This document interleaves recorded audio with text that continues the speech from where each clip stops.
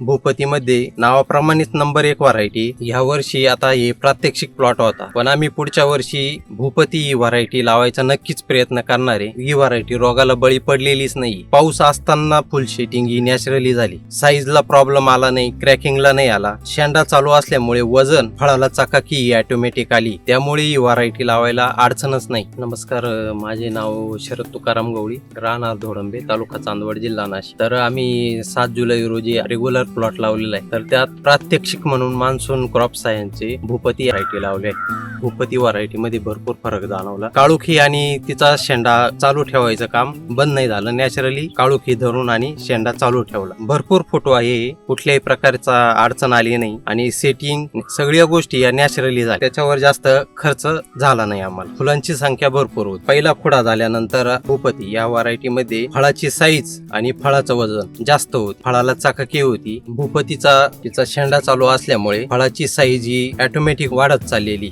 आणि जोपर्यंत शेंडा चालू आहे तोपर्यंत फळाची साईज ही वाढतच राहणार. धन्यवाद.